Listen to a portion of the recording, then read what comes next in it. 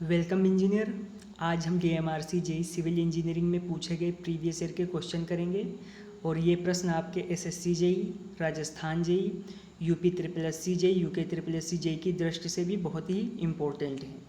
तो आपका पहला क्वेश्चन है, curing period required is minimum for the concrete using. यहाँ पे आपसे पूछा गया है कि किस कंक्रीट के लिए जो है क्यूरिंग पीरियड जो है सबसे कम रिक्वायर्ड होता है। तो आपका ऑप्शन नंबर सी जो है बिल्कुल सही हो जाएगा। रैपिड हार्डनिंग सीमेंट के लिए जो आपका क्यूरिंग पीरियड है वो कम लगता है। फिर आपका अगला क्वेश्चन है, by gravitational force which soil is transported. यहाँ पे आपसे पूछा गया है कि वह कौन सी सॉइल है जो ग्रेविटेशनल फोर्स के कारण प्रवाहित होती है, ट्रांसपोर्ट होती है। तो आपका ऑप्शन नंबर बी बिल्कुल सही हो जाएगा, टेलस। फिर हम बढ़ते हैं अपने अगले क्वेश्चन की तरफ। फिर अगला क्वेश्चन है, क्लेई सॉइल में क्ले की क्वांटिटी जो है वो कितनी होती है। तो क्लेई सॉइल में जो क्ले की मात्रा होती है वो किससे ज़्यादा नहीं होनी चाहिए, 75% से मैक्सिमम नहीं होनी चाहिए। तो आपका ऑप्शन नंबर सी जो है वो बिल्कुल सही हो जाएगा।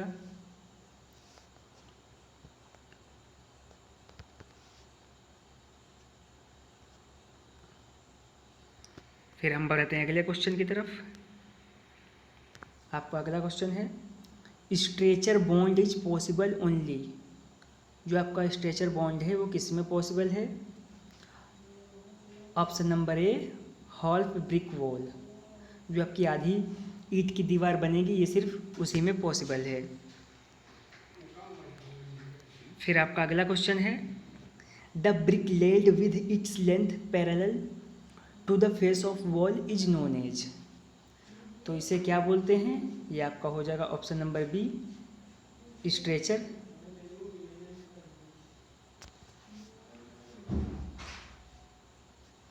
अब स्ट्रेचर में जितनी भी ईंटें होंगी आपको ऐसे दिखेंगी।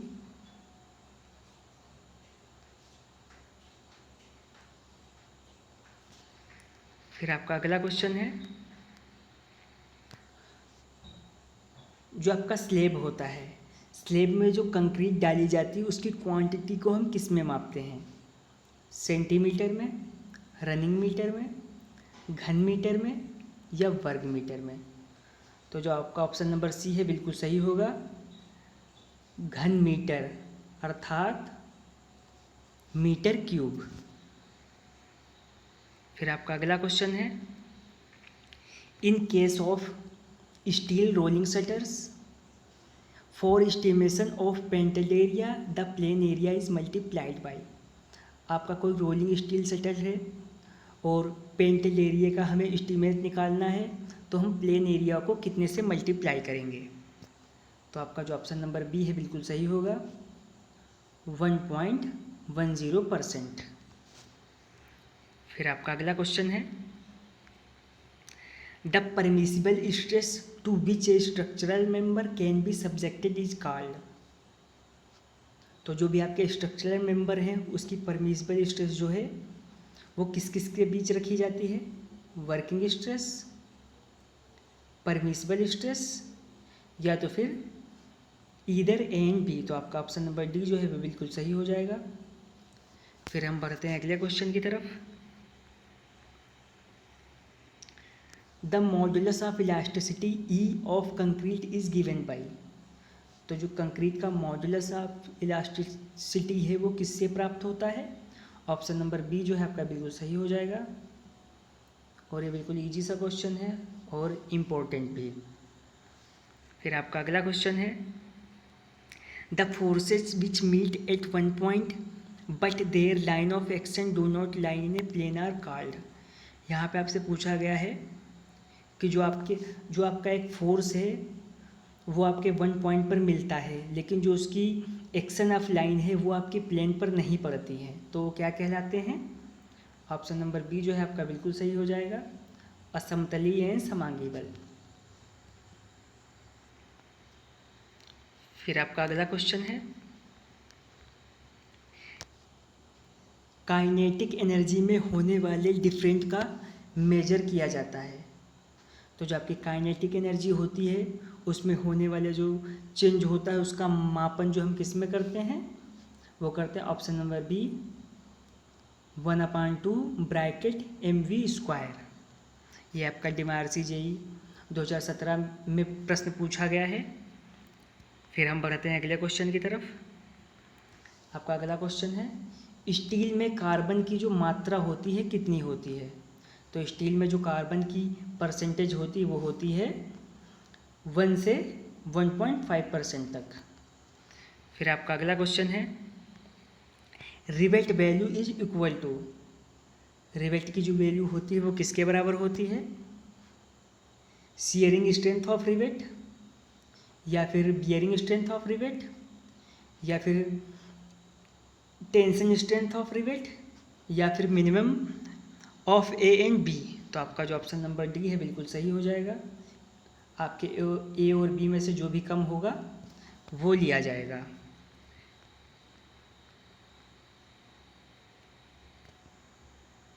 फिर आपका अगला क्वेश्चन है, the shear force and bending moment are always positive in case of.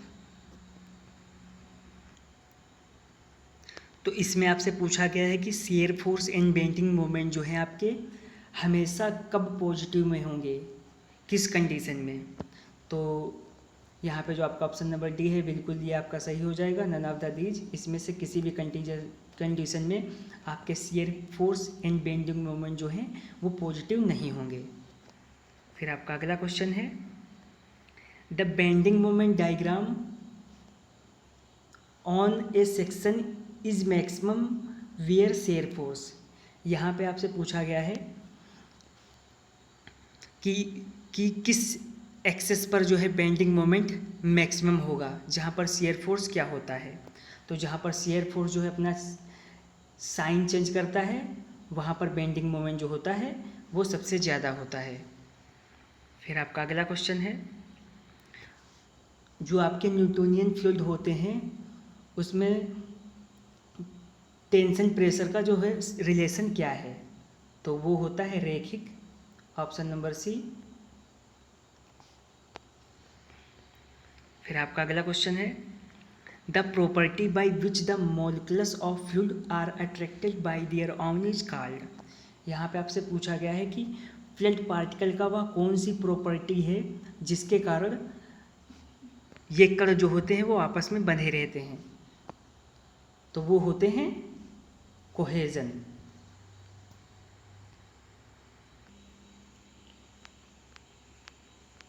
फिर आपका अगला क्वेश्चन है, centre of the road is elevated with respect to edge of what is this. यहाँ पर आपसे पूछा गया है ये आपकी कोई सड़क है और ये जो बीच का उभार होता है ये थोड़ा सा उठा होता है ऐसे, तो इसे क्या बोला जाता है। तो इसे बोला जाता है केम्बर। फिर आपका अगला क्वेश्चन है, assumption of Lane weightage creep theory include. तो लेन की जो वेटेज क्रीप थ्योरी है उसमें क्या क्या शामिल किया गया है। तो आपका ऑप्शन नंबर ए बिल्कुल सही होगा, triple weightage to vertical creep, 1 weightage to horizontal creep. आपका ऑप्शन नंबर ए बिल्कुल सही होगा। फिर आपका अगला क्वेश्चन है, in a diagonal scale only. जो आपका डायगोनल स्केल होता है वो कैसा पैमाना होता है। तो उसमें क्या क्या दिखाया जाता है, unit, tenth, hundreds, can be, सौ। ऑप्शन नंबर सी जो है आपका बिल्कुल सही होगा। फिर आपका अगला क्वेश्चन है, permissible limits of error in चैनिंग for measurement on rough and हिली ग्राउंड। यहाँ पे आपसे पूछा गया है कि चैनिंग करते समय परमिसिबल लिमिट ऑफ एरर जो है रफ एंड हिली ग्राउंड के लिए कितनी होती है। तो वो होती है ऑप्शन नंबर डी जो है आपका बिल्कुल सही होगा, 1:250। फिर आपका लास्ट क्वेश्चन है, जो भी आपका जीवमंडल है उसमें जो आपका अवेलेबल वाटर है उसमें से फ्रेश वाटर का प्रतिशत कितना है, जिसमें हम अपने ड्रिंकिंग के लिए भी यूज करते हैं। तो आपका ऑप्शन नंबर ए बिल्कुल सही होगा, 2.7। फिर एक और प्रश्न है, जो भी आपके महासागर हैं उसमें होने वाली जो आपका साल्टी वाटर है, उसमें जितना भी रेनी वाटर जो है एक साल में मिक्स होता है आके, उसका यहाँ पे आपसे वॉल्यूम पूछा गया है। तो उसका वॉल्यूम जो होता है बिल्कुल वो होता है 4,68,000 किलोमीटर क्यूब। ये आपका बिल्कुल सही ऑप्शन होगा, option number B. Okay friend, ये आपका पार्ट 1 DMRCJ का कंप्लीट हो गया है। वीडियो को लाइक कर दीजिएगा, चैनल को सब्सक्राइब कर दीजिए।